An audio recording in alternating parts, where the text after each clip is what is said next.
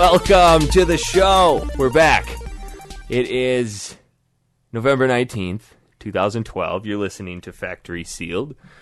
I am the not-so-long-lost Eric Peterson. Joining me is the long-lost Aaron Robison. Have you found me? I don't know. We may have, unless this is a bearded doppelganger. It's possible at this point. Hey, Jess may have been cloned. Jess is here too. What Yay! up? Yay! She's been a little bit more present, but we've all been kind of AWOL. What's it been since the last show? I say it's been a month. I'd say it's been about 20 days or so, at least 21 days. Here's Feels how like a lifetime without hanging out with you guys. Here's how I judge it. Yeah. We've gone 4 weeks without a show. To me, that's a month. A month is 4 weeks, except for the ones that have 5. Those are still 4-week months. Okay. It feels like a lifetime. It does. Yes. Figure this out. I'm not a cart. No, what would you call somebody who teaches calendars? I was going to say cartographer, but that's a map dude. Oh no, I have a really good story. Speaking of cartographers. Does it have to do with Halo? No, it has to do with hipsters. I just read Oh an my interesting gosh. article about how hipsters are basically scientifically proven to be the largest douchebags ever. Oh, And I don't doubt it. They are destroying the current generation. Oh my god, I can't stand them. And Andrew took me out for my birthday dinner, and we went to this restaurant in Toronto called Fresh there's a bunch of different Freshes in Toronto, but it's a vegetarian organic restaurant. That's right, you're So vegan, aren't delicious. you? No, I'm not. Okay. But I'm gluten-free, dairy-free, soy-free, beef-free. So you're so- vegan. No, I like chicken and bacon. So I'm good on those sides. That's so strange. Why are you beef-free, but you'll eat bacon, which is considered by one of the world's largest religions to be unclean? Oh, well, I'm not religious, and bacon tastes delicious. So That's all there's that your counts answer. right there. Yeah. Anyway, happy birthday, we- by the way. Thank you. Yes, but we happy got birthday. that beside these really big hipsters who were sitting there, and me and Andrew were like, oh my god, I can't believe we have to sit here beside them. And they were just chatting on about their hipsterness. And then all of a sudden someone said, do you know what is a really dying art? They're like, oh, I don't know. It's like cartography. You just don't see many map makers anymore. Like people drawing maps. It's a dying art form. I hate Oh my God. hipsters. Oh my gosh. Their whole goal in life What is to are associate. you going to map? Their whole goal in life is to associate themselves or relate to some sort of era that they never lived in, and then take ownership of it. I know. And then they're trying Yeah, to those force maps are nostalgia stupid. upon shit that isn't quite nostalgic yet. God, I hate them. And here we are on a retro podcast. But this has nostalgic value to it. Years have passed. But we're not wearing like paper-thin mustaches and T-shirts with pairs of glasses on them. And drinking Paps and talking about how ironic the games are that we That play. is I feel like that's the kitsch word of hipsters is, oh, it's so ironic. You know, Very I true. feel like it's been so long since we've done a show that this show is almost retro. It could be. It's a retro. It's just not cool anymore. Yeah. I was in Factory Seal when it was cool. Now it's not. Hey, why We don't should you just go? move to something else? Why don't you go put on your penny loafers and shut up? Pop out the lenses out of your black frame glasses. Look, I'm too busy drawing maps for people. Better make sure that you draw them accurately but artistically. Just don't take lessons from iOS 6.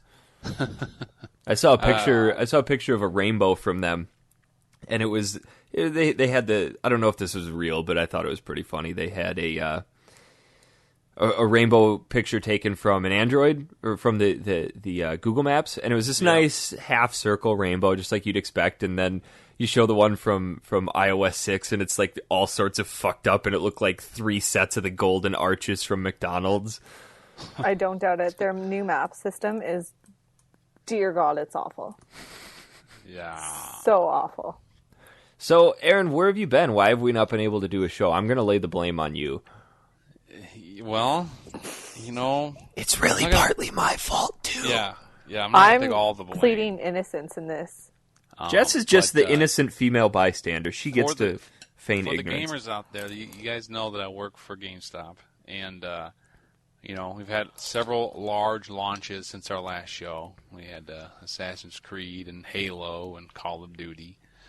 So I've been working nonstop, you know, 50 hours a week, 60 hours a week at work the last couple of weeks. So I just have not had the time to sit down and do anything. So Are midnight releases still as popular as they used to be? not as much anymore. Because I remember when I was working for GameStop in La Crosse, just down the road from you, we had our Halo 3 launch. And I don't know if you've ever been to the mall in La Crosse, but... I have. It's the shoebox, right? Talking about? Yeah, GameStop's right in the middle. And then when we had the Halo 3 launch, the line went clear down to the other end of the mall. It was like Right. 500-600 people deep. Yeah. Do you That's still what get I had that for or Call not? of Duty. Yeah, we get that occasionally. I had that for Call of Duty. Halo was about 100, 200. But, you know, you're in a town with only one GameStop. I was in a town with, 3. That's true. So The it midnight spreads out a releases little here in really Phoenix are pretty lame because there's a GameStop every 2 blocks. Yeah, so There's actually one area where you can look out the front of one GameStop and see another one just down the road. right. It's ridiculous. Yeah, they're wide and thin, but real estate's expensive, so it's cheaper to rent 2 buildings. Yeah. Unfortunately. So you've been You doing a have lot Walmart. of you've been doing a lot of midnight releases and A lot of midnight, a lot of catching up for holiday. Of course, you got Black Friday this week. I got the day off, which was really nice. you don't have to work on Black Friday? Oh, I do, sir. I do. We're Oh. open at midnight that day, so yeah, I'm working. I think it's 11 p.m. Thursday night to 3 in the morning on Friday. And then I go back and work like 11 to 7 or something. It's kind of ridiculous. So, Huh. people trying to get their savings. How Which was is good. how was the Wii U launch last night? Well, the Wii U launched on Sunday, and I was there for that. And Oh yeah, it was Saturday night, wasn't it? Sunday, yeah, Saturday night. We didn't do a midnight for it. We just opened at normal time. Oh really? Yeah. Why didn't you It do a went midnight? pretty well, huh? Why didn't you guys do a midnight? Just I don't know. said- Just decided not to. Yeah. Said fuck the system. I guess. I don't know. All I know is that I sold quite a bit of them. They're very sought after. About mine. Are they still as hard? Are they as hard to find as the Wii was when it first came out? Yes and no. They came out with 2 versions of it. Mm-hmm. There's the 8 gig white version, the basic, which you can find pretty much everywhere. Yeah, because Then nobody there's wants. Then there's the one that you actually want to spend money on, which is 32 gig, which comes with Nintendo Land and a bunch of other cool stuff for $50 more. And that's what's out everywhere. You're not going to be able to find it. But the white ones seem to be at every single store you go to. So it'll still be hard to find, but I don't think it'll be like last time where they put them out every 3 months, and they give out 10. Yeah. Well, I know this is a retro show, but seeing as how you aren't on MTP, we didn't get a chance to talk about the Wii U. Can you give us a quick breakdown of like what's your initial take on it? Is it better than what we saw at E3? Well, considering all I saw was at E3 and what I saw at my manager's conference, it says good.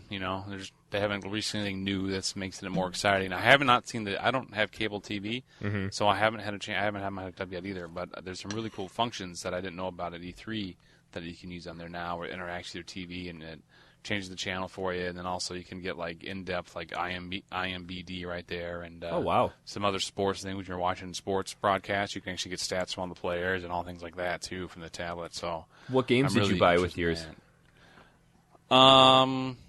None yet because I forgot my trade. So Ooh. I'll be getting them. I'll be getting Zombie U. Don't tell Eads that you're gonna trade stuff in. He almost disowned me for wanting to get rid of Halo. I'll probably trade my Halo 4 in. Oof. And I'll probably trade in a bunch of other stuff that I'm never gonna play. Yeah. I've been addicted to Halo 4. Like it's It's changed you've me. been intense with it. It has changed me at my But, core. like, multiplayer, though. Yeah, I've been really getting together with the fan base and interacting with them. I kind of wish we could do that with more retro games, but I guess, got to take what you can get. So, as far as the virtual console goes on there, this is one thing that I was kind of curious about, and I guess it relates to retro games, is that the Wii Virtual Console was a massive success. And did you buy a lot of Virtual Console games on your Wii? I did. Did those transfer over to the Wii U? I believe they are, but I haven't found out how to get like the ones I download to my Wii over to that yet. I think I'm going to have to set up and call Nintendo to have that serial number saved to that. What I'm really curious about, and I've heard both sides of this, is that they will transfer, but they won't work on the gamepad itself. You have to play them on the big screen. Right, yeah, and that's probably going to be the case. Which to me seems kind of shitty, because that would be awesome to have your entire catalog of Virtual Console games on your gamepad and be able to play it wherever. Well, no, that's not the shit, because I guess we'll have to find out, because the way they designed that gamepad is meant for that. So if someone wanted to watch TV, you could continue to play on there, but I guess it would depend on... But that function's not available on every game. No, not every game, but that's why I'm saying the ones you download might not be able to have that because of that. So I don't know. I'm so torn on it because Christy and I were at Best Buy today and I saw it, and we were playing through the Rayman Legends, and beautiful game. Yeah. Like, if any game developer wants advice on how to do proper art direction, look at the Rayman Origins and Rayman Legends games. Like, those games are so fantastically done. And then I'm just sitting there thinking to myself, this is running on a Nintendo console, and like all those nostalgic feelings of new Nintendo consoles coming out came rushing back up, and I haven't had that in a really long time. But then, my common sense kicked in. I'm like, but I've played this. There's nothing really good in the launch window that I necessarily want to play. Well, I think that if they're talking about doing remakes or anything like that, or want to come up with some good stories, anything they made on the SNES and the Nintendo that had an inventory system, like say, choose Final Fantasy VII, an example. Everybody loves that. All the Final Fantasy type games where you had to like hit the menu, stop and go to the menu and change all that stuff. If they can integrate that with the gamepad, so you continue to play and then do your inventory stuff from the pad while you're still doing other things. Oh, yeah. That's going to be tremendous. That would be really cool. Tremendous. I mean, that's what Zombie U does. That's what kind of Batman Arkham Armored Edition does. So if they can get games like that, some of those old school games, and bring them back, or make some new games at that same time of feel, I think it'll be a huge success. Yeah, even if they just rehashed the retro games, not even rebuild them, but just put that functionality in there. It's just endless possibilities for something like that. Because some of those games, man, you just spend hours and hours in that menu system when you could be walking. So I think it'd be huge. I think for me, though, I'm still, as much as it sucks, I think I'm going to wait until the first full-fledged Mario game is announced. Not the side-scrolling one, which is fun, but you've played one, you've played them all. Plus, I don't have a house full of people to play it with. Yeah, you don't have friends? I don't. No, I have. What happened to all your childhood friends? I never had any. It's just all been a lie. Oh, truth comes out. My grandma actually paid the neighborhood kids to come over and play video games with me. Well, she can pay all us to come over and play video games. I'm down for that. Right. But then she's going to say something about the internet. She's like, can't you guys just do it free? And it's just going to make my feelings hurt more. All right. Grandma Peterson. It's not Peterson. I did buy a nice PS3 version of Borderlands 2, which we have yet to play online. You bought a PS3 version? I bought it like the 2 days after you said you should get it for the PS3. Oh. I played it for maybe 20 minutes. That's how busy But then I've you been. fell off the face of the earth, so Yeah. that's why that conversation didn't go anywhere. I get the random I love you text message, and that's about it. I just want you to know I care. Yeah, well. Oh, from And Aaron. after that text from last time, I just keep going. Oh God. Surprised nobody delved further into that. I didn't want to, so it's okay. Jeez. So I'm going to go out on a limb and say that in the past 4, call it 5 weeks, you really haven't had much time to play any retro games. To be honest, I've had no time to play any games. And you work at a video game store. Can you just play them on your lunch break? Hell, we used to play them while working. Well, I don't know about you guys, but I actually do work when I'm at work. I don't know if I call BS. Wait a minute. I used to run a store that was very slow, and I had time to do that kind of stuff. But in this one here, You can't tell me that the store that we were at was slow. We just made a point of the new people that got hired stayed out on the register while we went in the back and played games. That's a good, fair point. Also, you can only have so many people in the store at a time, so you're forced to sit in the back and play games at that store. Yeah. Or was that the fart store? The what? The fart store? Yes, that was the fart box. Yeah, and when he says box, literally a box. You could take 3 people, link their arms together, and reach across that place. Have you ever gone to a restroom, a restaurant bathroom? You know, that's the size of the GameStop in the crowd. I was actually curious for Jess's response there because she was really thinking about it. Like, have I? No, because I was laughing because I just kind of keep in my mind, like, you guys don't say washrooms, right? Washrooms, yeah. When No, you're in a washroom at a restaurant. It's a bathroom. You see, we do both, but it's a I crapper. usually say washroom, It's so when a I go down... Dumper. It's a lavatory. It's a shit house. It's a loo. No, we're not that pretentious. I say washroom. Why? You don't go in there to wash up. You go in there Don't go in there to bath when you're in the restaurant. You go there to drop the Browns off at the Super Bowl. Ew. But, yes. I have been in a bathroom in a restaurant. It's very small. It's very small. Your shoe closet is probably larger than that store. I don't have a shoe closet. Yeah, I was going to say, Jess doesn't buy shoes. That's the point I'm trying to make. Oh, got it. Now we're good. All right. So, last week, I want to say last week, but that just doesn't... It doesn't feel like it's been a long time, but we need to you guys, it doesn't feel that long that we did the last show. We need to make up for it, though, so we'll probably do another show next week just to...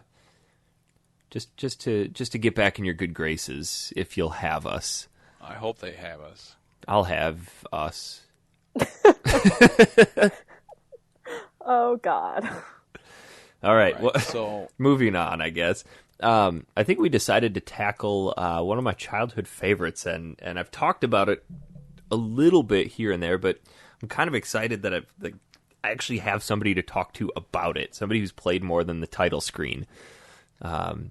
But I feel like we could just mute our mics and it would be the Eric show for the rest of the... No, because I want to hear what you have to say about it. Here's what I had to say about it, Eric. Let me start off mine. Start mine off. We are talking about Illusion of Gaia for the SNES. Illusion of Gaia, which I played. I had a chance to turn it on and play it. Okay. With no sound. Ooh! So the opening scene where they show the planet was pretty phenomenal. And then I decided I wanted to figure out how I could get sound, and I never could figure it out. So your extent of experience with the game revolved around not even making it to the title screen. Correct. A soundless experience. Well, that's my input. Now it's the you and Jessica show. But I'll ask questions. I really don't mean to hurt your feelings, but I think we're going to leave your opinion out of the final verdict of this game. That's fine. But in the meantime, I will ask questions, in-depth questions about your game experience that the fans will want to hear. Please do. So, in a nutshell, and Jess, you can add to this nutshell if you so please. Illusion of Gaia is I want to classify it as an early action RPG. I think that's a fair assessment, right? Yes. Okay, so what you would equate to, top-down overworld, you've got enemies that you can actively attack, but it's got some pretty basic RPG elements to it. Very, very heavy in the story department. You assume the role of Will, whose father took him on an adventure to the Tower of Babel, and was lost. His whole expedition was lost. They don't explain in any way how Will makes it back to town of South Cape, where he just goes through this severe bout of, I guess you could call it, depression, and then he's longing to reconnect with his father, and through a series of events gets launched into this adventure that takes him across the globe with a bunch of different people, scouring the ruins for signs of his father, because he wants to see if his father is actually still alive at the Tower of Babel. I think you missed out a key element of this plot. If it's about the goddamn pig. Two key elements of this plot. Give me the first. Give me the good one. The grandma's pie that tastes very strange. I have a picture of that, actually. Okay, so before we go any further, the dialogue in this game, I think, Jess, you put it very, very well, is quite Japanese. You can tell it was very poorly translated. It does a really good job of carrying over the meaning, but it was done by Enix, which is a Japanese company that was popular for the Dragon Warrior, Dragon Quest games. And in 2003, they merged with Squaresoft to make what we know now as Square Enix. So it's coming from a reputable company that's got a little bit of experience behind them. But yeah, there's a part in there. I think we can give away the first. I don't want to say twist, but what really sets Will out on his expedition is there's a castle just north of town, and this spoiled brat princess. What's her name? Kara. Kara. Yeah, you don't like Kara. I think she's kind of a nice character.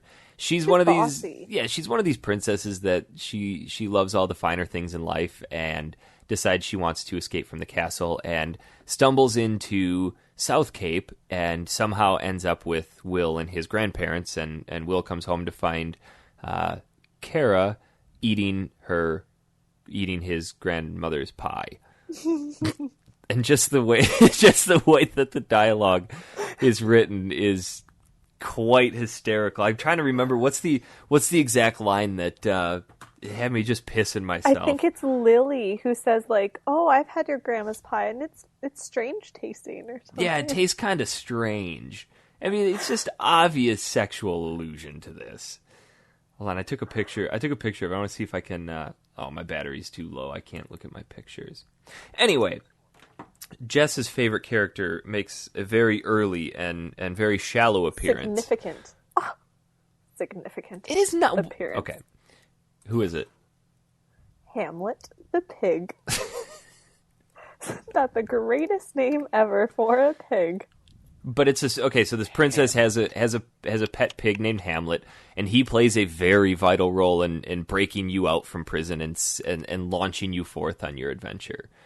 Yeah, he's the backbone of this entire plot. You don't see him for the next 20 hours of the game. That doesn't mean you don't feel him in your heart. That's true. But would you eat him if it came down to it? No. You just said you ate bacon. I'd eat the strange fish or the strange pie, but You'd eat grandma's pie? Yes. As opposed to Hamlet. I don't know. Grandma's pie tastes pretty strange. Oh, Grandma. Okay, so the game itself, I'm kind of curious. I've played through this game more times than I care to. It's been probably 5-6 years since I played it last, and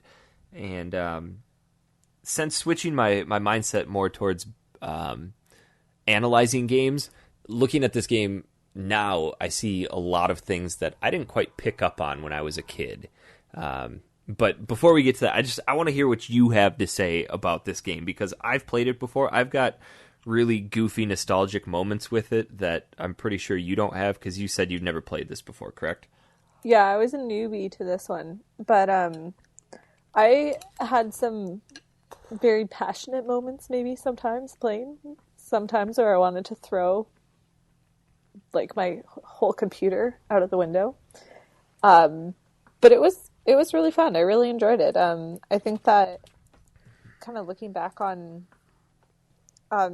just even the storyline, it seemed to really drive, and I won't talk about Hamlet anymore, even though I love him, but it did really seem to drive the game, and it progressed really nicely. It was pretty tough in some aspects. There was a lot of challenging parts to it, but overall, the storyline itself it's interesting because games like this came out in '94. Games back then, yeah, we had role-playing games like our Final Fantasies and Dragon Quests, but games weren't really pushing the limits of storytelling back then. You know, it was more focused on quick, cheap gameplay with the occasional really intense storyline here and there. And this game actually really falls into that category. But what really caught me off guard this time playing it through was some of the deeper concepts that this game was really pushing. And for the mid-'90s, like, this stuff was really, really forward-thinking for a game. And each one of the towns that you visit, if you really delve into it, has a completely rich story on the underside of it. If you dig into it and you talk to all the characters and you find out exactly what's going on. What's cool about South Cape when you first start out is that you have this little seaside cave with all your friends that you go to after school, and each one of your friends' family lives in town. And if you want to, you can go and visit their family's house, and heartbreaking. You can learn that's what's really going on with these kids. And I guess for me, being a teacher, you could relate too, Jess, is that you understand why these kids don't go home after school. Because of what's going on at home. I mean, one kid's parents are just in brutal arguments on the brink of divorce, throwing things at each other. Yeah, and they're talking about, you know, not wanting the kid, and how they stay together for the kid, and you know, it's just like different elements of this story that you can completely ignore, but if you delve into it and you find it, like, these are just intense elements within this story. And then the whole relationship with Will and Kara, like, Will is this really reckless cavalier adventure type, and then Kara's, you know, from the other side of the tracks, ritzy royalty. And I guess you could kind of, if you want to relate it to another RPG that most people have played, is Final Fantasy IX, kind of the similarity or the relationship between Zidane and Princess Garnet. Have either of you played that? I have, yeah. Yeah, so I know what you're talking about. In that game, like, she goes from royalty, but she has this yearning to kind of see what real life is like. And you see that develop throughout the story, but then Kara, I guess for reasons that Jess hates. Her dialogue, it just took too long. That's really why I hate her. What do you mean it took too long? Every single time you had to talk to Kara, it was like, oh, here's a huge amount of dialogue that you have to go through, and I was just being impatient. And it just seemed unnecessary. And then I didn't like her and Lily and how they were kind of pseudo-fighting about Will at the beginning. Yeah, I could never figure it out. Lily is this... What is she? She was sent to... Flower child. Yeah, she was sent from the village of Itori to guide Will through kind of his adventures. And does she have a crush on Will, or... At the beginning, I think they were trying to do like a love triangle, and I'm just not a love triangle type of person. It irritates me. But it's just such an overused storyline, and I feel like it's overused all the time in a lot of video games because it's just cheap and easy. But I think Lily had a crush on like true good Will. love stories. In true what? And true good love triangles. Oh, cheap yeah. and easy. You think Lily had a crush on Will? Oh yeah, for sure. Well, she's always turning into a flower and going into his pocket, so yeah, I could see that. I know. It doesn't And say she which didn't pocket either. It's true. And she didn't want Kara to come along at the beginning either. Yeah, I could see that. Because she wanted Kara was Will a- to herself. Spoiled brat. She is, and it's kind of... But she develops a bit over this. Well, over there's one game. key point where you really do kind of see her develop, and so the main point is that you progress through, and I think I mentioned this on the last show, is that you progress through the I don't know if you want to call them 7 wonders of the world, but like these famous ancient wonders. You have to go through and collect these mystic statues in order to unlock the Tower of Babel and resolve the story. But Aren't there after 6? what's that? Aren't there 6 towers or statue things? Yeah, you're right. There's 6.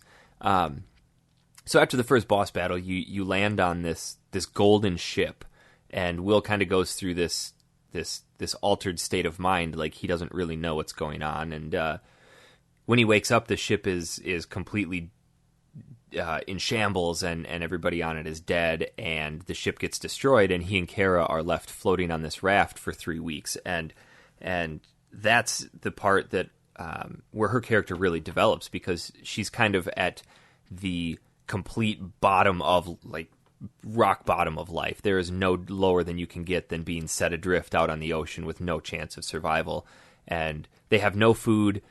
And Will wants to eat the fish that are swimming around, and she gets all pissed off, like, I'm not going to hurt the fish. That's where I connected with her a little bit. Yeah, and she said, I can't remember her exact comment, but she said something about not wanting to eat them, and Will said, so you would rather starve than eat them, and she said something to the effect of, I can't hurt them, they're too cute. Oh, fish have feelings. Fish have feelings too. Oh yeah, they hurt when you... Something like that, yeah. And I thought that was really kind of interesting, because for a game back then to kind of be touching on concepts of what I guess we could consider to be animal rights, if you want to give it a name, that's not the first time that it comes up either. Later in the story, they continue to talk about animal rights and how people treat animals and the relationship between human and animals. But on top of that, too, one of the favorite cities of mine in there is, I think I've been pronouncing it wrong this whole time. I always used to call it Frisia, but it's Freejia, right? Oh yeah, Freeha maybe? I don't know. But anyway, it's this really cool city where there's rose petals floating around everywhere. And you walk in, and this is one of the cities where you can kind of see the dark underbelly. Is the first person that greets you says, welcome to Frisia, blah, blah, blah, blah, blah. And then you talk to the next person, and they say, do not be deceived by the beautiful things, because every rose has... rose petals in the air. Yeah, nice it uses the cliche statement of every rose has a thorn, but then you start digging into the city, and you find out that there's this insane labor trade going on with child labor and slavery, and that kind of drives you into the next major dungeon where you have to go into the diamond mine and save all these child labor or these child slaves, and it's intense. Mm-hmm. There are some intense parts in that. And you can even sell out one of the slaves for the red stones or rubies. What are they called? The red jewels. Red jewels. Did you sell them out? I couldn't. No, God, no, I couldn't do it.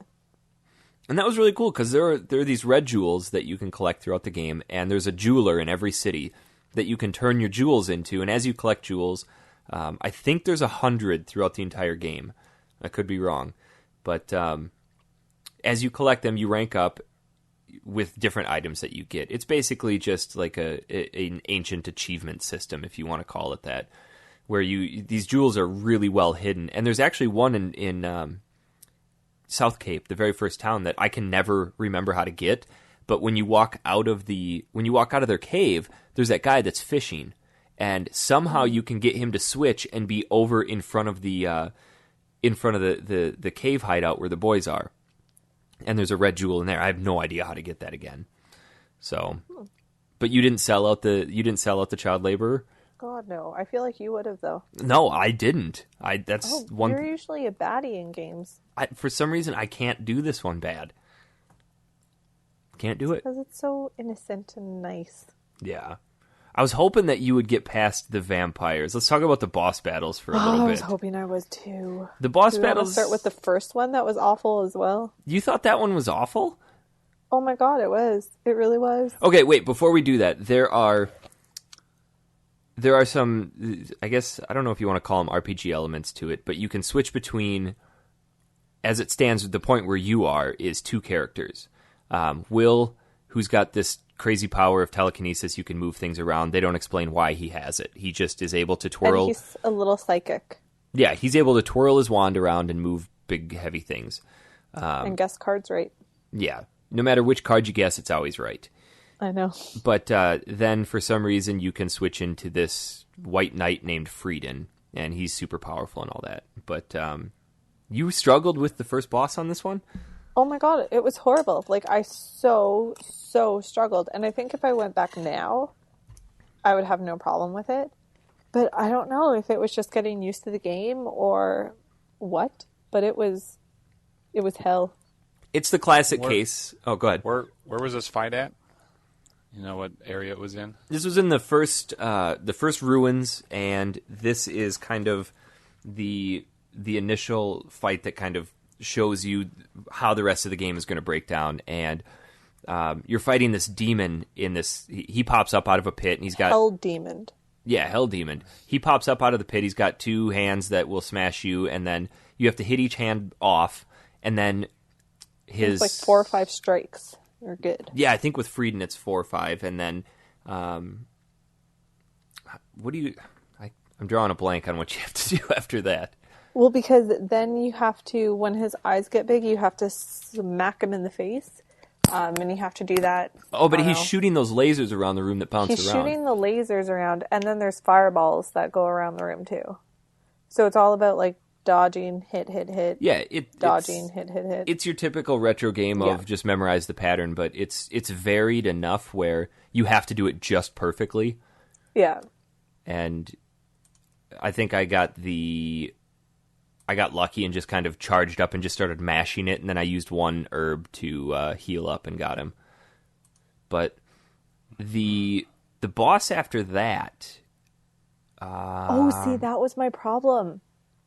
What? Because I didn't have any herbs left because I used them all in the dungeon because I didn't know how uncommon they were. Mm-hmm. So I was like, I don't feel comfortable with my lives. Let's just heal myself instead of waiting for the dark matter, dark space, which we probably touch on too. What are you talking about? Yeah, that game you could go to the dark spot. That's where you could save. Yeah. And I think you would gain health. And you got healed. Oh, yeah. Yeah, by Gaia. You could talk to the big goofy statue, and she was cool. I like her.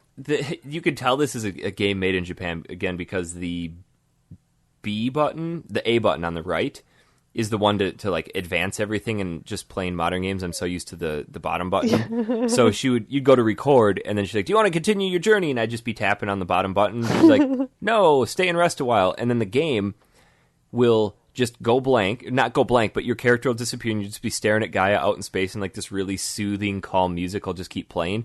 And did you ever do that? Because the music that is in there flips over to something that's just awesome. I remember when I was a kid, I used to flip to do that, and then start doing homework and just have that music playing in the background. Back before we had YouTube to listen to music and stuff like that. Interesting stuff. I did not do that. Yeah, I'm trying to remember so the cliff boss, you had no problem, or you had a little bit of trouble with. Then that was in the ruins. Yeah, that was the very first ruins. because I had no herbs. No herbs. Ate them all. Good old Herb Cole, owner of the Milwaukee Bucks. No.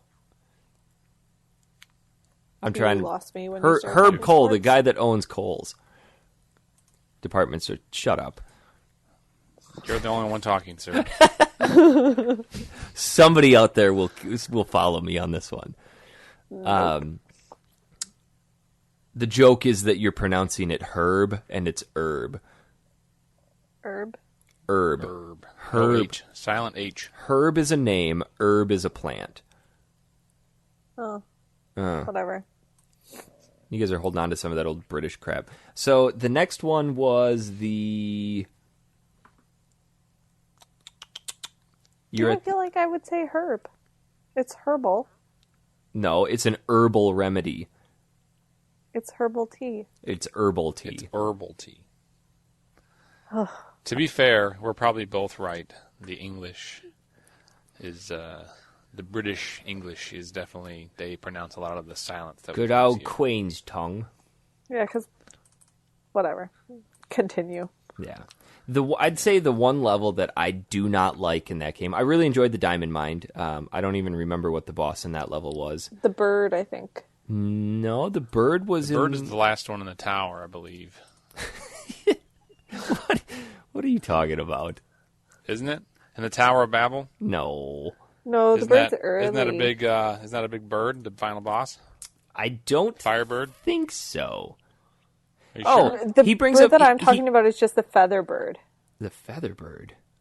He releases feathers that... No, you're thinking of the Sky Garden. Oh, Sky Garden. Yeah, that's And what the I'm Sky thinking. Garden sucks dong. That one was... I actually like that one. It was kind of neat to like jump off the side and flip to the underbelly, and what you do on the bottom side controls what happens on the top.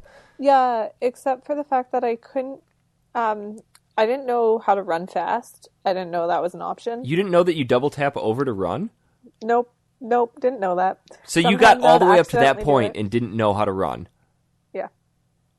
The first dude that you encounter in the game tells you how to run. Actually, second.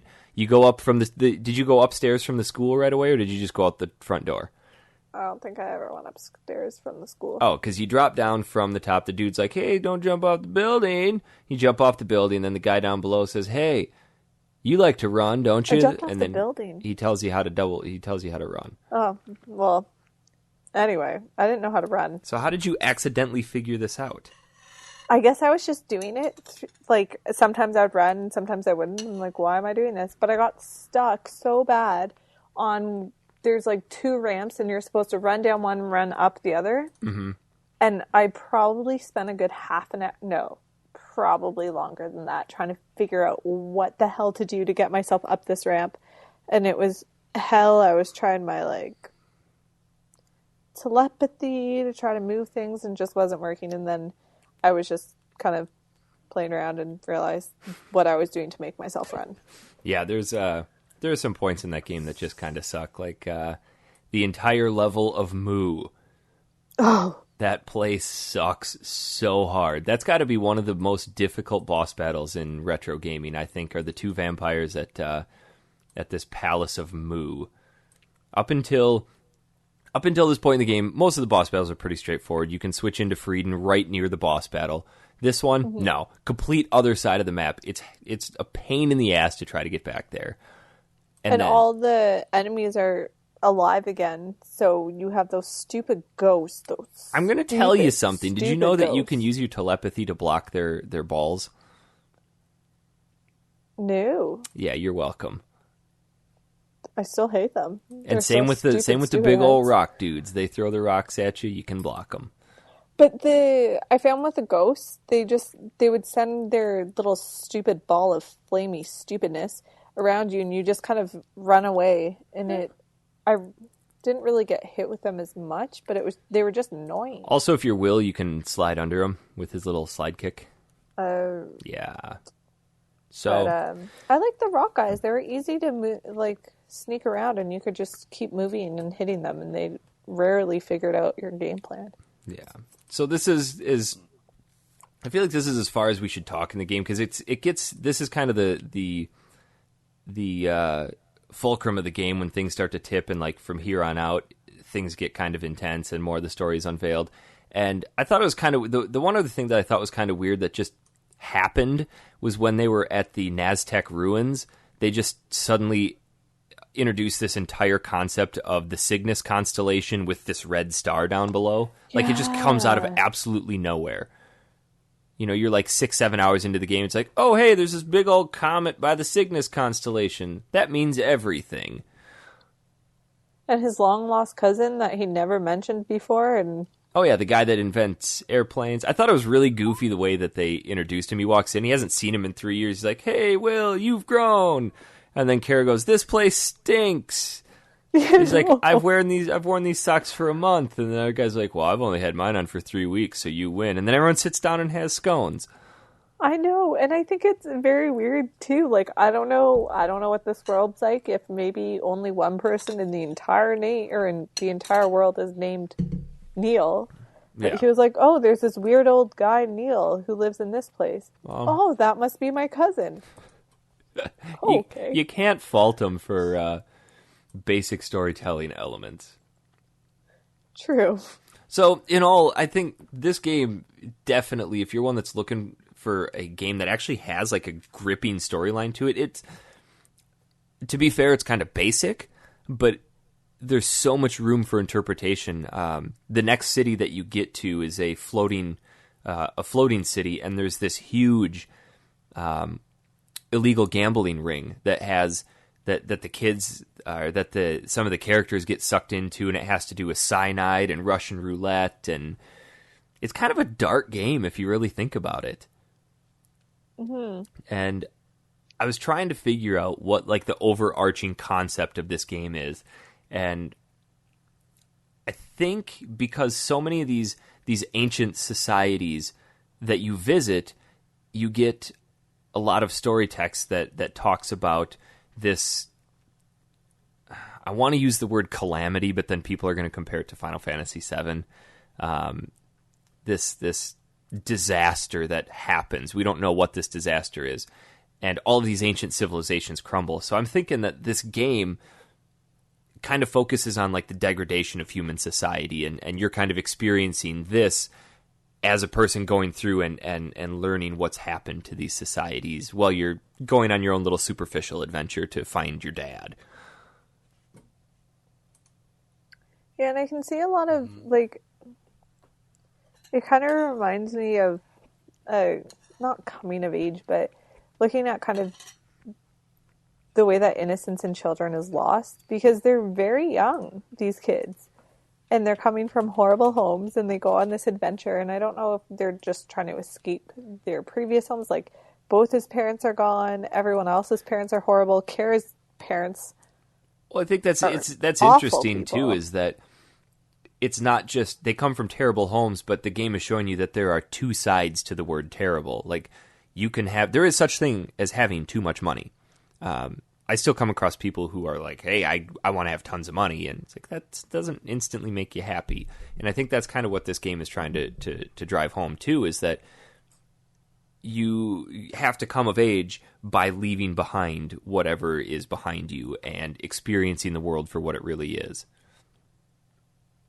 And You're getting deep. Yeah, it's interesting for a game that's this old and was kind of in an era of,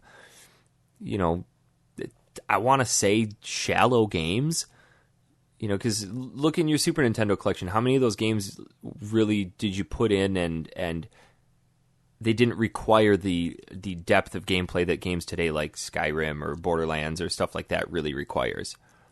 I know I chose two terrible examples, but they're the two that are sitting on my desk, so. Oh, you make a good point. So that's my 2 cents on Illusion of Gaia. Did you like it? That's the key, because you know me, I love it.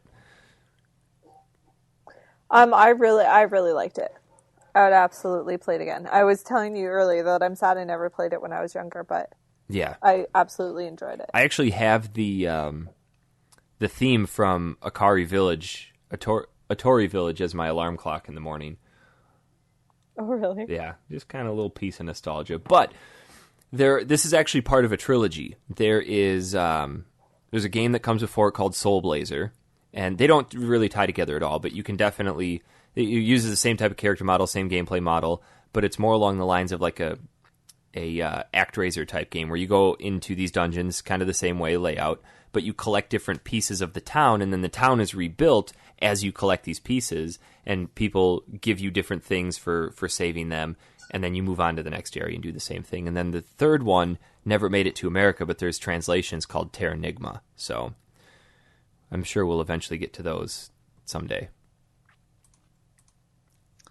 Aaron, any deep questions? I don't have any deep questions per se. I have some interesting tidbits. Give them to me. All right. So since we're on here, and I didn't get a chance to play, I was talking to some friends of mine that used to play the games back in the day, and I brought up that we were going to be playing this, and he gave me some interesting little tidbits about the game and what he thought of it. Okay. So that I'd share that here. There was a couple different versions of it, that came out, of course. There's the Japanese and the American. Mm-hmm. And they made some subtle differences, and the American version got what the developers wanted in the final boss compared to the Japanese one.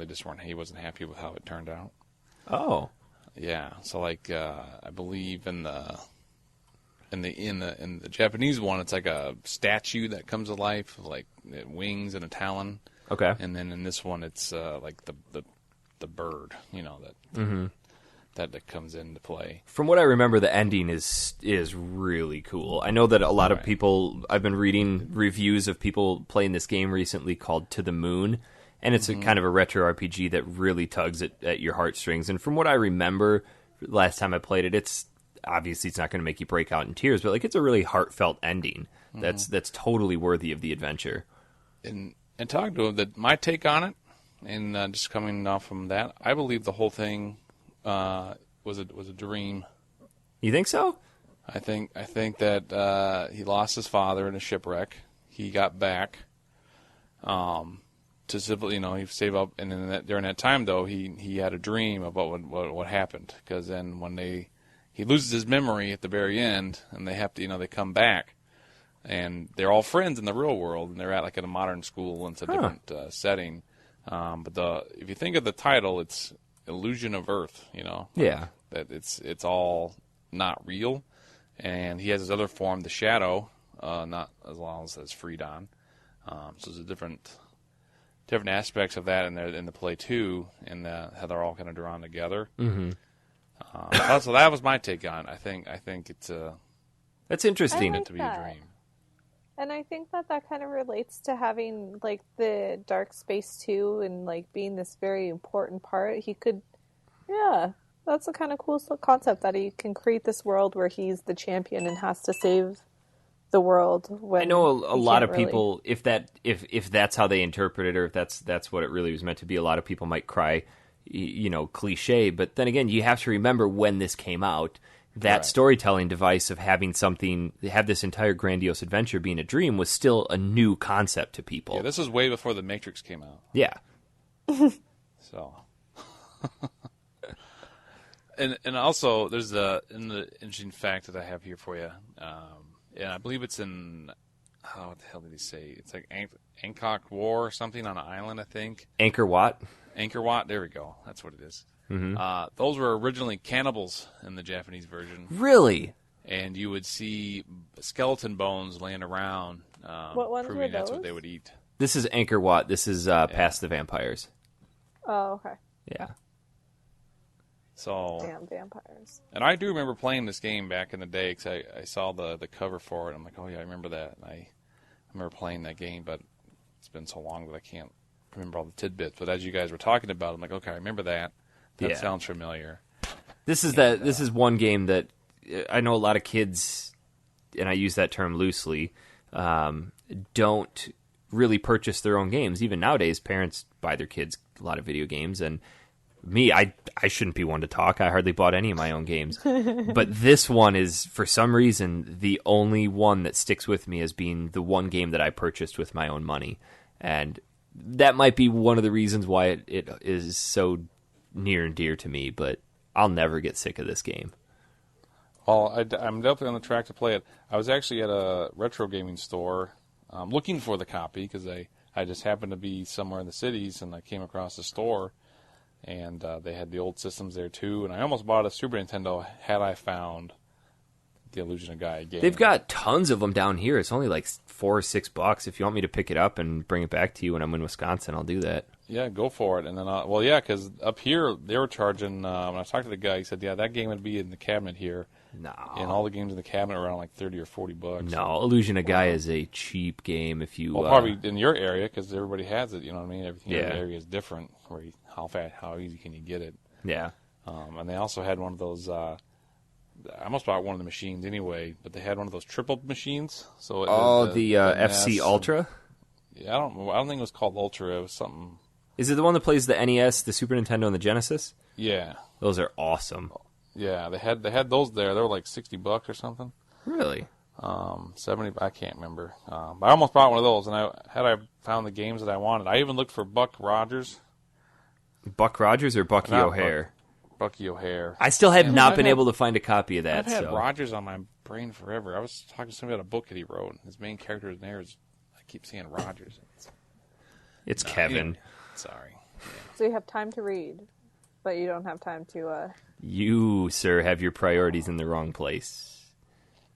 Well, it's easier to pick up a book than pick up a gaming console and TV and bring it to work with me for my break.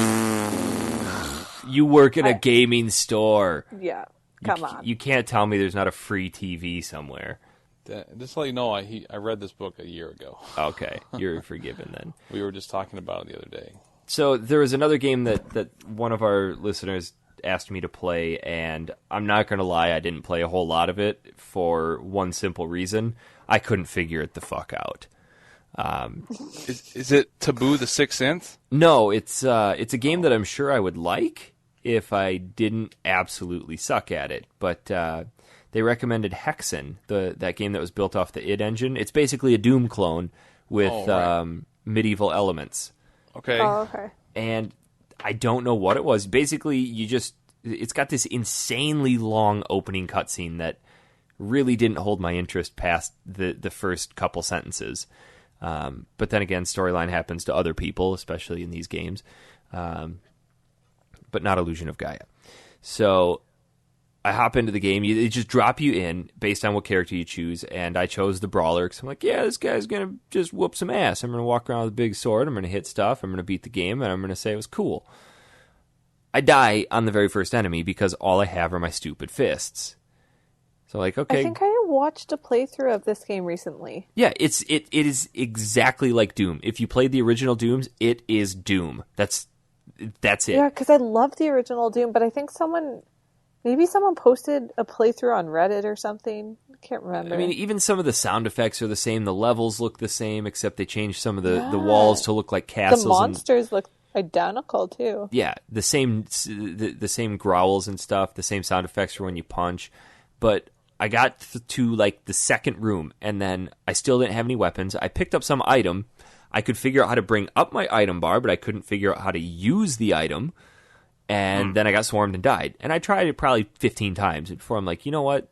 Either this game is crap or I suck at it. And I'm probably just going to go with the latter of the two. That was a PC one that he recommended, right? They have it on PC, and I had a PS1 copy of it. Oh, okay. So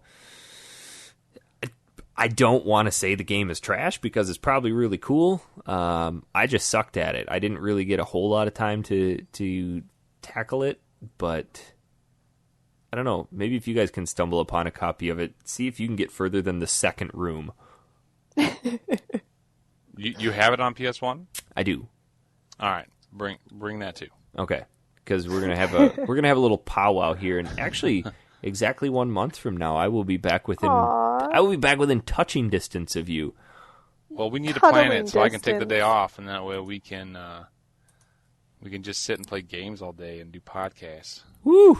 Like that, we could play a game and we could like do the podcast as we're playing the games and talk about how bad we suck at these games. Or how Oh, let's do it. All right, you guys want to do some emails? Actually, do you have anything? Jess, did you play anything else? Actually, me and my hubby played a lot of N64. That's right. You were telling me that. Which one did you start off playing? I've been playing. We played a lot of GoldenEye together. Okay, yeah, you and I were talking about that a little bit. It was giving me headaches. Like, I don't know. It's because we have. I think our TV is 46 or 48 inches. Oh, those games do not scale. No, they do not. I tried playing mine on my projector when I had it set up at Mario Kart 64. I'm like, this is gonna be awesome, 300 inches of Mario Kart, and it just looked like crap. Yeah, I feel totally like, first world problems, and their GoldenEye looks awful. My video games are too big. Oh no! But yeah, it was really fun. I loved playing it. Like, it really brought me back to. Did it take you a while to get used to the controls again? Oh my god, awful! It took me a bit because I kept pressing buttons that didn't exist. You can actually, believe it or not, you can set it up so that it plays like a modern first-person shooter. They had settings for that, so they were anticipating dual joysticks, I guess, if that's what you want to say, where the C buttons would act like your normal right joystick now. Oh, really? Yeah. Now I'm trying to think. I think I'd use the C buttons for it. It was very, like, kind of primitive movements in a sense, where you can kind of... Yeah, the way side I to remember side. it was the left joystick moved you forward and back, and then it looked left and right, and then the C buttons looked up and down, and then strafed left and right. Yeah, you could like pop around corners pretty quick and more efficient using the C buttons too. But I don't know. I had a lot of fun playing that. We had when we did the Devastation tournament down here in October, we had a Mana Tank booth there, and a bunch of people showed up, and we were running GoldenEye tournaments. And some people still play that quite a bit because they were super good. Well, that's the thing, and like all the maps started coming back. Like it was hilarious. It's terrible how empty those maps are though with 4 people, because we're used to playing games with 32 or 16, and well, we just had 2. Like Andrew and I were just playing like to kill each other, just to play. We weren't adding any. Did you play slappers? Yeah, of course. It's the best. And big head slappers too. Oh yeah, big head. They had so many secrets. Paintballs, big head. Didn't they have one where they made you super short? Yeah. Whenever we played, we would always say you cannot be odd job because you had to aim down to hit him. Mm-hmm. Yeah, but I liked Perfect Dark a lot. I think we played Perfect Dark more than we did GoldenEye at my house. I always get Perfect Dark and Jet Force Gemini mixed up. Perfect Dark is basically GoldenEye. Okay. Jet Force Gemini was kind of the little space dude that had the what am I thinking of? He had like this. Didn't he have like this little green sidekick? I think so. I need to fact check this because people are probably cringing. But Perfect Dark was like very similar maps. Weapons were all the same. Yes. They had like upgraded weapons, so you could do more alien tech stuff. But okay. And then you played some Mario, right? Of course. I think we need to save the Mario chat for when we have our special guest on. Yep, I'm good with that. Mario? Have you heard about our special guest, Aaron? I've heard that the gentleman... Oh, don't give it away. May be on the show. Yeah. It's somebody that's been on MTP. He's kind of a big deal. We'll put it that way. Pretty big deal that when I say his name, nobody's heard of him. Well, how many... I'm not going to say anymore. True people, fans will know him. That's true. It's like people who know who Brina is. But then if you expand upon who he is, people are like, oh, yeah, I know him. Yeah. Right. Yeah. So, all right, you guys want to do some emails? Let's do it up. Sure. All right, I got to figure out, when was our last show? The 25th? Okay. That's a really, really long email from Jason Jones. I probably should have screened it to pull out the gist of it. Way to be prepared. You had 5 weeks to do I'm going to cite the one and only Mr. Matt Eads, and the best shows are done without screened emails. Okay, here's the gist. I've just been screening it here. He says, were you just saying something nice about Eads? I did. He and I have been kind of buddy-buddy lately. He's, knock on wood or something. Yeah, he's not been completely hating me, and it's been sweet. All right. Eads grumpy pants. doesn't know how to land a plane. Woo! All right. I have always been a huge Sega fan. My first console was a Mega Drive, which I think for America that equates to the Genesis. What? Correct. What was the? Is it a Mega Drive? I'm just adding my own personal thoughts in here. Is the Mega Drive the Genesis, or is the Mega Drive? Yeah, the Sega Mega Drive. I've never heard of the Sega Mega Drive. Let's The Google Sega it. Master System. Yeah, the Sega Genesis is also known as the Sega Mega Drive. Okay. Okay. Anyway, continuing. He says that placed him firmly in Camp Sega, if not only because the console was indestructible. He says his question is, where did it all go wrong for Sega? They made so many great games and were such a force in the world of games, but while Nintendo has managed to revamp, well, he says Nintendo have managed, but I'm going to go on a rant and say that companies are singular. If you ever write anything for me and have a company plural, I'm going to explode. I love that rant when I first met you. That was a big rant because I had to edit so many people's stuff. Anyway, Nintendo has managed to revamp and rely on the Mario cash cow. Sega has fallen upon year, resorting to multiple crappy Sonic games. Surely games like Alpha Protocol proved they had the potential to be one of the bigger game franchises. So he wants to know, where did it all go wrong? I can tell you where it went wrong. He enjoyed games like Tasmanian Devil. Okay, sure. T2, the crazy arcade game. Phantasy Star 2, which is awesome. And the Sonic games. So, Aaron, hit me with it. Where'd they go wrong? All right, here's where they went wrong first. One, the Sega controller was crap. They had two layers of buttons on there, and you had to switch between the two to use them. No, the official Sega controller only had one row of 3 buttons. Only had one, but then they came out with that Sega Genesis. And I have one of those. It was crap. That's the first step, okay? Second step was they tried to put their money in the Sega Saturn, which was one of the first disc-based ones before the PlayStation 1 and 2 became really big. No. Okay, yeah, go ahead. I'm just going with this. This is how I saw it progress. I got you. You guys can filter me later. So that happened, and then what also happened was the other people were getting in the market. Nintendo was getting theirs in there, and then other companies were actually buying out rights to certain game titles that companies wanted to put out, just so people couldn't put them out. And Sega became less of the hardware mega steam, and they had their certain games where they couldn't get the games they needed to put on their system because the other companies were buying the rights to certain games. I think that's a huge part of it. Is for the longest time that's all it was Nintendo and Sega. That's just what it was. So they kind of took it for granted that we're always going to be around. And then the mid-90s hit, and more people started showing up on the market. And then rather than having cross-platform games, people wanted their exclusives. And Sega, like you said, didn't really put a lot of weight into that. They didn't, and the only one they really had that was like, when you think of Sega, you think of Sonic. Yeah. Yeah. When you think of Nintendo, you think of Mario. And the problem is Mario is so big that I still get people that say, do you have Mario for Xbox? Oh, God. Do you have Mario for PlayStation? Yeah. Like, they just think the Mario name, and Sonic is another one, but now Sonic is also diverged because now Sega is mainly just gaming now, so that way they're not focusing on the systems, they can make all their money on the games they want to create. But even still, they're really not. I think what he's getting at is that they're really not making good games anymore.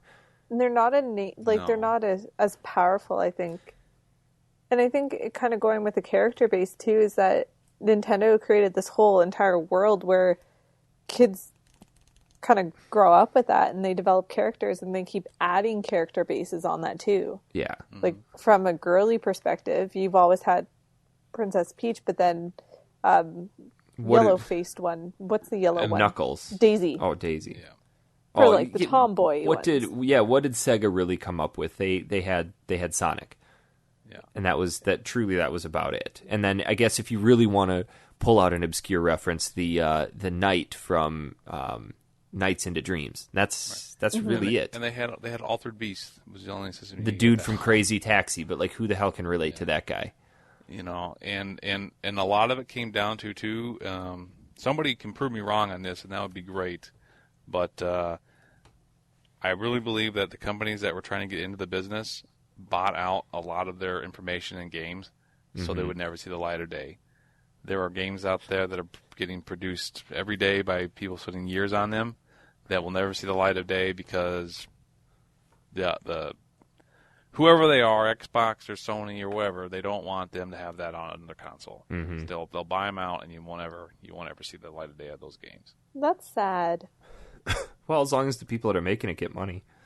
Yeah, I mean, they're getting paid. But their dreams and ideas are crushed. That's why Xbox Live Arcade and all those little small ones now are getting bigger and bigger because now it's just private people making them. And that's where the indie movement came up. Yeah, and the indie movement's coming in. But because before you had to be affiliated with one of the big names to get your game out. Right. The same thing can be said about Sierra. Sierra was a huge company. Yeah. Back in the 90s that made PC games. Now you might see one or two games with Sierra on there, or their collaboration with other companies. Nintendo hasn't gone outside of Mario and Zelda. Those are the two big titles you think of, and I guess Kirby. Yeah. A little bit, and Donkey Kong, but Donkey Kong to me is related to Mario because that's Yep. where they got their start. So, I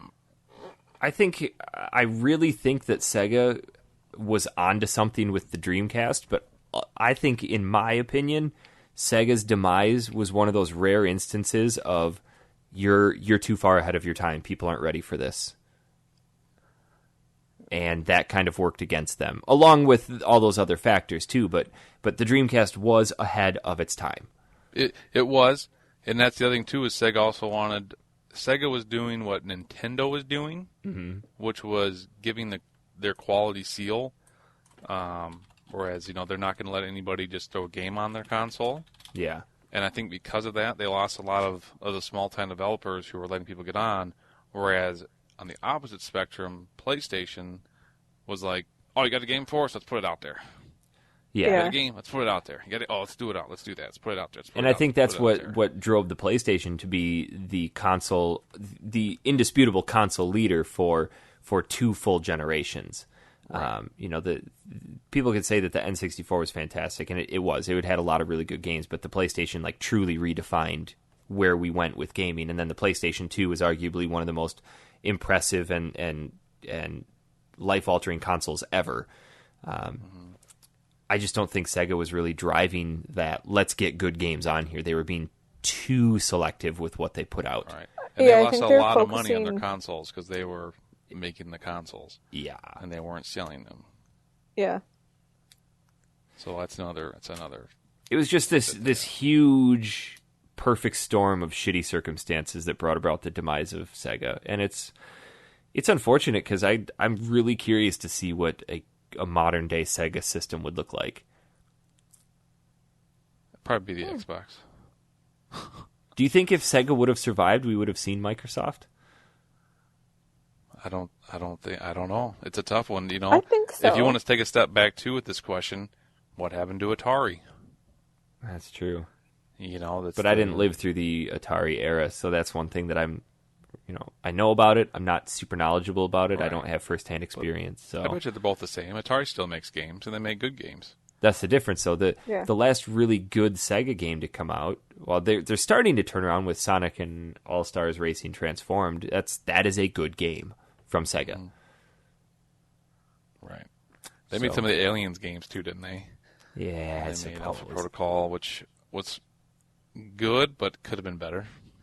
They made actually, you know what? I'm gonna take that back. I want to fact check this and make sure that it's a Sega game. Yeah, Binary Domain.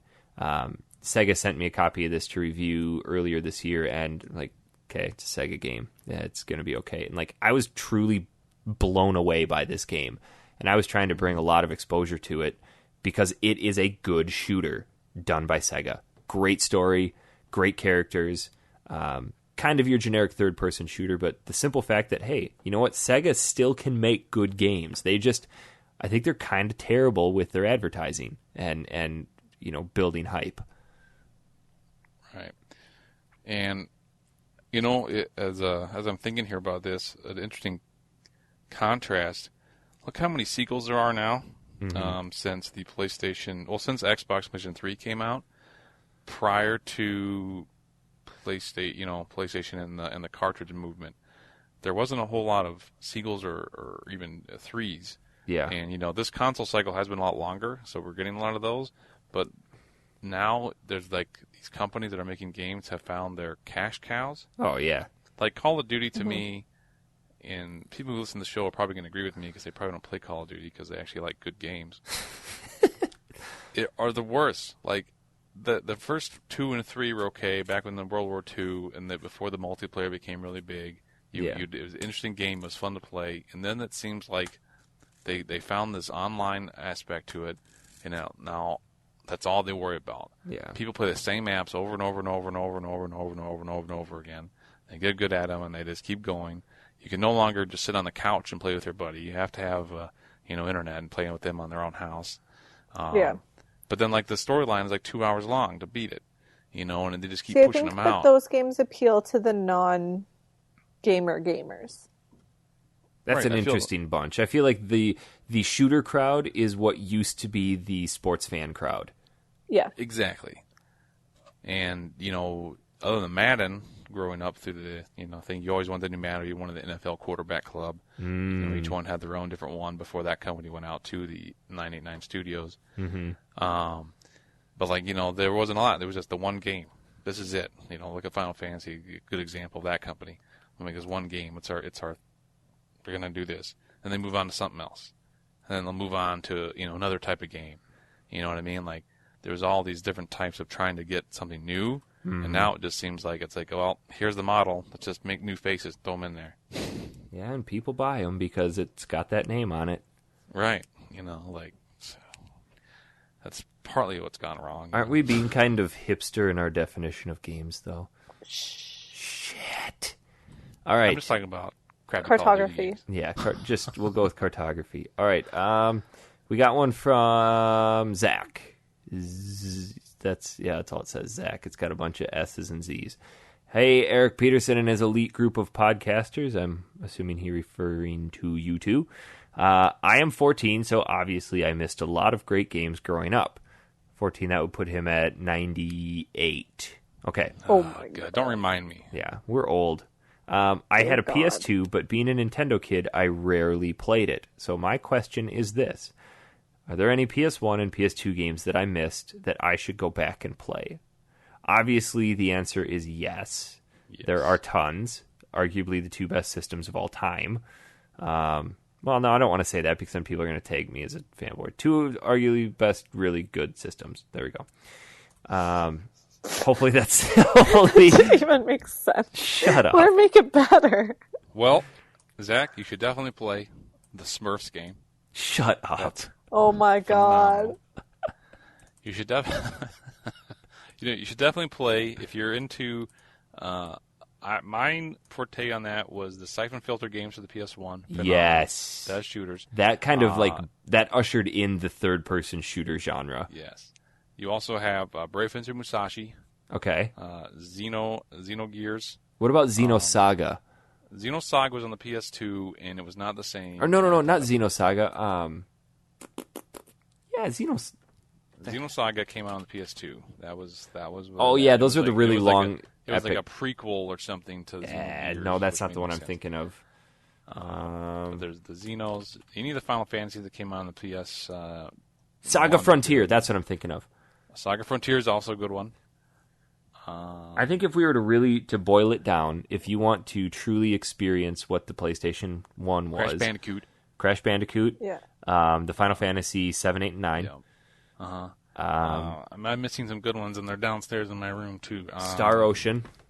Parasite Eve 2. I feel like we're really focusing on RPGs. Unfortunately, though, Square Enix had the best game, so that's probably part of the problem. How about Actually, Resident Evil? Squaresoft at the time. Resident Evil 1, 2, and 3. Okay. Oddworld, Abe's Exodus, and Abe's Odyssey. Oh, phenomenal. Gran Turismo. Yep. I think for the PS2, there's far more games for that I can recommend. Yeah. But Of course, you got Rygar, the remake of that. There's the God of War series. God of War. There's, if you Shadow want of Colossus. Yep. Ico. Dark Cloud was actually okay Dark Cloud games 1 and as 2 were well. fantastic. But along that same line, from Level 5, makers of Ni no Kuni coming out. Mm-hmm. You may have heard about it. Let me tell you about it later. Ni no Kuni. Rogue Galaxy. By Rogue far Galaxy. one of the best RPGs I've ever played. Yeah. Again, I think the problem we all like RPGs. That's part I'm of the starting problem to... that we keep talking about Jack and this. Daxter, Sly Cooper, Ratchet and Clank. Yeah. And by the way, because you now have played these, you're in luck if you have a PlayStation 3. Because it seems like all the very great games that came out within the PS2 are now being redone in high definition and triple packs. Well, they're even available on PS3. the PSN store for like On the $4.99. PSN store, There's no way you will find a copy of any of the Final Fantasies or Parasite Eve or anything like that for under $35 in the store.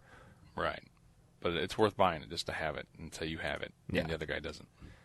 All right. We've got a question from Matthew Popick. This guy, I like his question. We're actually gonna give him something for this. He says, "Hey, FSP crew, Factory Sealed Podcast." Okay, that makes sense. I was trying to figure out what the P was. Like, okay, shut up. I know that before video games became mainstream, there was a time where the people who were seen playing video games were classified by their peers as nerdy loser kids. I was wondering if this affected you when you were younger, such as when you were in high school. Did you get picked on for your love of video games? Did you try to hide it? Was the love of video games a universal thing and nobody really got bullied for it? Or did this not affect you at all because I'm thinking of a different time period? Thanks for reminding us we're old. P.S. If you're still giving away the Assassin's Creed artwork, I would love having it. Oh, guess what? You're going to get it.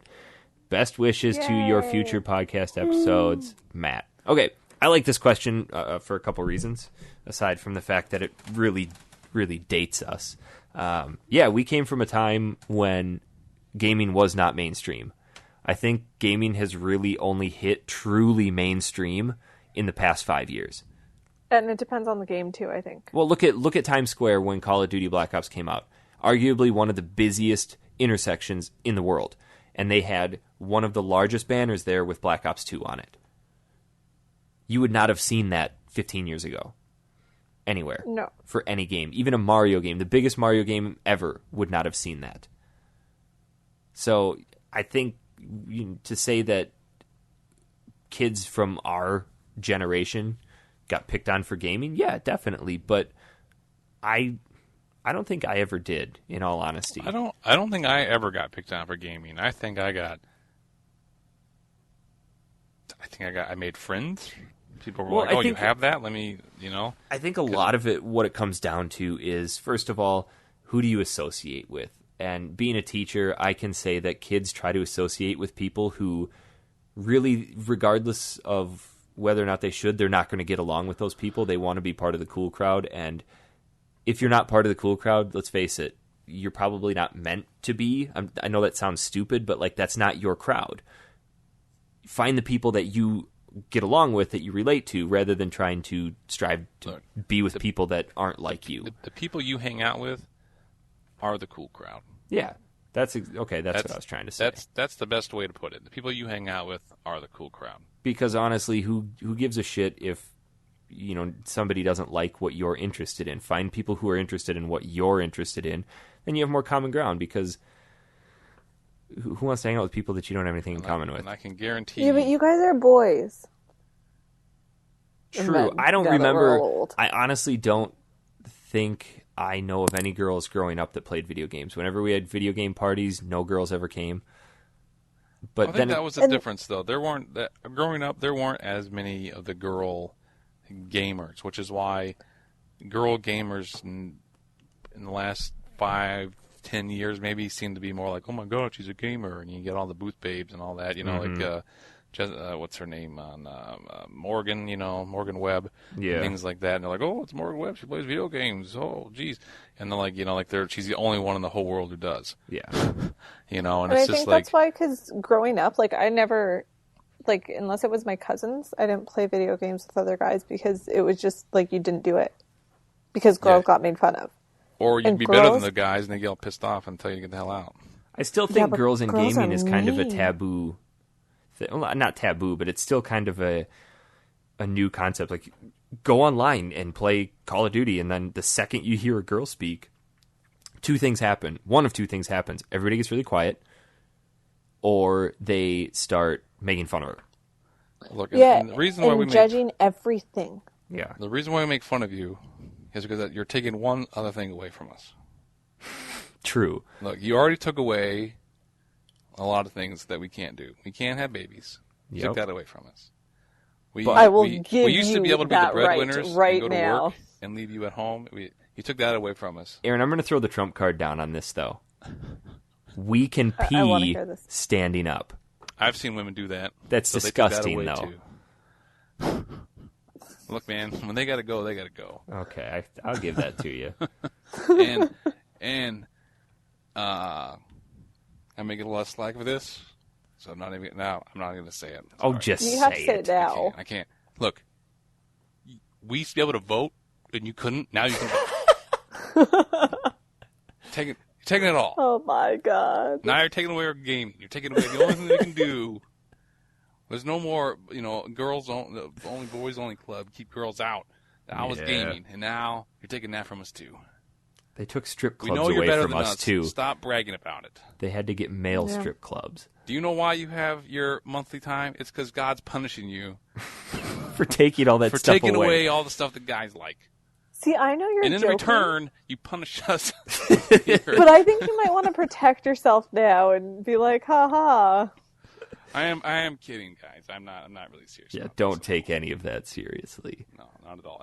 But the kids that are in school that had that question, I can tell you right now, nothing that happens in high school Matters. unless you're like in politics in high school has any meaning outside of high school once you get out. But that's being a teacher. That's so hard for kids to understand. Like they want so badly to be accepted. They can because that is their life. You get up, you're alive, you go to school. That is your life. And then once you get out of high school and you no longer have that like sense of a place to be, then that's when you realize that, man, I guess I could have done things a lot differently in high school. To put it into perspective, I had a lot of friends in high school. I keep up with exactly one from high school, just because everybody goes their separate way, and you keep in touch with the people that really matter, and I think I have 3 that I talk to. Yeah, But, and you probably went to a school that was 10 times bigger than mine. Yeah, high school was hell for me. I was bullied, basically every school was hell for me. Oh yeah, I mean, It was I'm not going to say that I awful. wasn't bullied. I was bullied for other things, but it definitely wasn't for gaming. I was never bullied for gaming because I never told anyone that I like playing video games. See, I always told people I like playing video games. I'd do video game doodles. I would be always writing stories. I'd have, we didn't have handheld gaming then, but on the weekends I'd be at home playing a game, and buddies would come over and play games, and people knew that we were having Halo parties and stuff like that. So we didn't hide it. It's a weird thing, I see people coming my age looking for games for their kids or whatever, and they've never played a video game before, and to me that's mind-boggling. Yeah, it's like you're 30 years old and you've never played a video game. Like you don't know what an Xbox, or you don't know what a PlayStation is. You don't know what a Nintendo is. I feel like to be part of modern society, to be a contributing member, you have to be at least be on nodding terms with the gaming culture, because it's so pervasive right now. Yeah, and it's a cash cow, man. It's a big everywhere. business now. It's a huge business. It does probably just as much money as Hollywood does in some of these cases, which is why you see that big banner in Times Square, because now the companies can afford to put it there. Yeah, because they know that they can put 20 cents into making a game and then make 3 sequels of the same game but with different faces. Yep. I think it takes a little bit more than 20 cents. But yeah, going back to that though, I think kind of like for females it's tough because females are vicious to each other. Oh, they're not just, they don't physically torture you, they mentally abuse you until you want to crack. But I think kind of growing up now, you have so many different outlets in your life that you can take, and different connections you can make, and different friends. But that's also, you guys are my friends. Yeah, of course, because we've found common ground. But then again, I think that can also be a dangerous step too, is that people will recede into their online worlds, and that's a whole other conversation. True. We got one more question. All right. This one comes from Ryan from Ottawa, Canada. Yeah, Canada. It's not about poutine or Beaver tails are from Ottawa. or about moose-mounted Monties. Damn. Moose-mounted Mounties. There we go.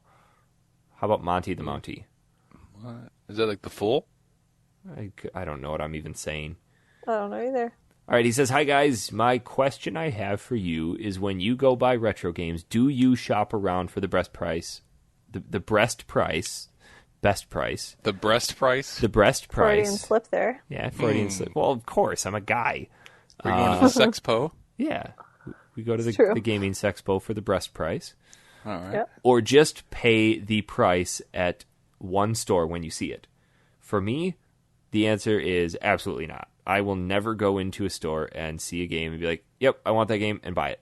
I will never do that. Because for me, it's the thrill of like finding the game and making sure it's the best shape and the best deal. And I guess for me, more often than not, when I want a game, I don't really buy it right away. I like that sense of I really want this game, I really want it, and then, preventing yourself from buying it when you see it. Because there's that mindset of like, maybe I'll find a sealed one, or maybe I'll find a better one. And I don't know, I guess I just go with the mindset of you'll buy it when you know it's the right time to buy it. But I don't buy retro games online, simply because it's too easy.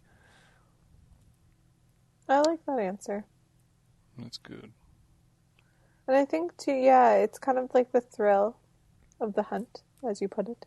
And in a small city, I guess one of our listeners, Vic Mees, he always shares his stories with me. And he's from Norway, isn't he? Yeah, He's the emo kid from Norway. Yep, the guy who is obsessed with games but can't find any games because he lives in Norway. Norway or Finland? Finland. He's Finnish. Is it Finland? Finnish. Okay. Yeah, Finnish. All right, Finnish. All right. But he says that for him, Two different countries. he has to buy his games online, and they're so expensive. Just mainly for shipping and to find the right regions and stuff like that. So I'm fortunate enough to have some incredible used game stores down here. They're a little overpriced, but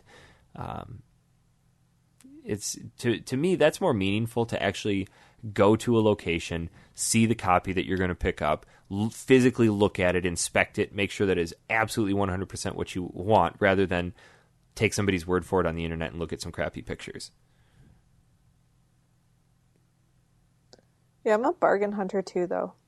Oh, yeah. Yeah, when it comes to the retro games, looking for even if it's a board game or anything like that, I'm the same way. I'll take my time to find the right one I need, and I'm willing to buy it online. But if I do, I'm getting like the research on it. I'm like emailing him, like, can you send me a picture? What's the quality of it? This lighting. And the one this thing angle. that I can suggest for people Yeah. too, if you're going to be buying old cartridges, especially online, have them send you a picture of. I know they do this on the Game Boy Advance cartridges, but there's an impression on the back that says Nintendo, then it's got the model number and AGB, whatever, for Game Boy Advance.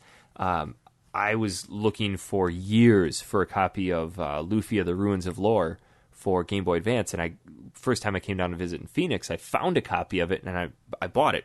And I got in the car, and I was just inspecting it, and I looked on the back, and the Nintendo, everybody knows the Nintendo logo. It's Nintendo with the big oval around it.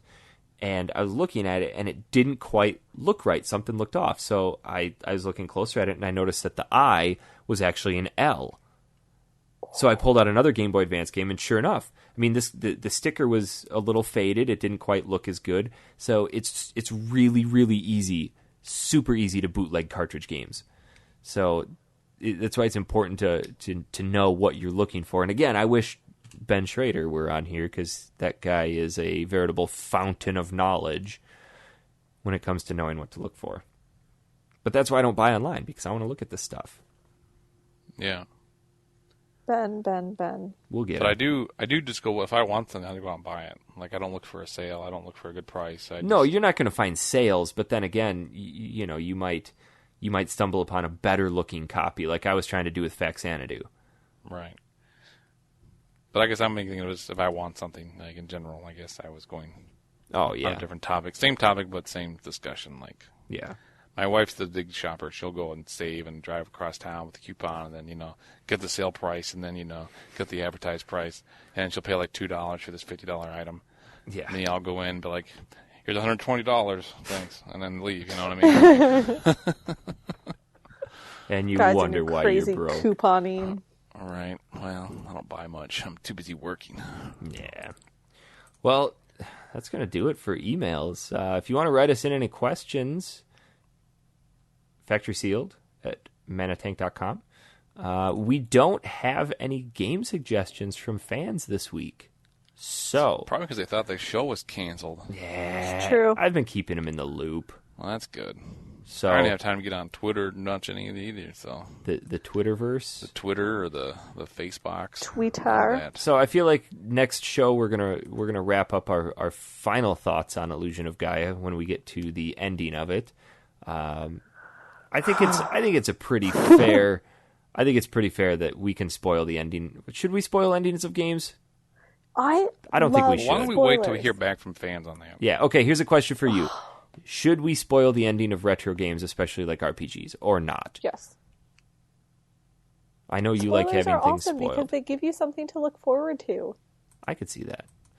Also, let us know what you want us to play. We're probably going to try to do a show next week, so we need something short. Aaron, you got any suggestions since Jess and I have made the last few? Well, let's see. I want to find something that I know I have time to play. So I'm going to go with. I'm going to switch it up. Let's see if we can get some Siphon Filter in. Oof, I'm going to have to track down a copy. Now I bring this up because it was one of my favorite series on the PS1 that we talked about already. Mm-hmm. But the combat system in it was tank style. Not like Resident Evil tank style, I don't think, but it was like that tank motion and not like the controls of a normal first-person shooter today. Yeah. And so when you go back, I went back to play it recently, and I was like, I don't know what the hell I'm doing. And I used to be awesome at this game.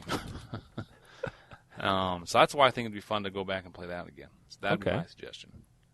All right. I will see if I have a copy of that, and then we'll see what else we can dig up. So if you have any suggestions, shoot them to us.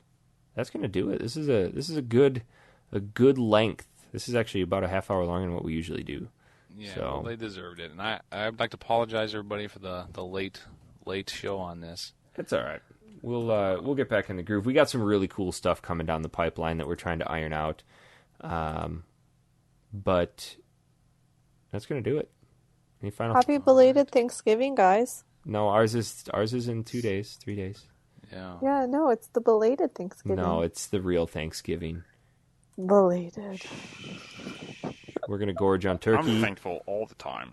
I gotta I have don't American need a day Thanksgiving. To be thankful.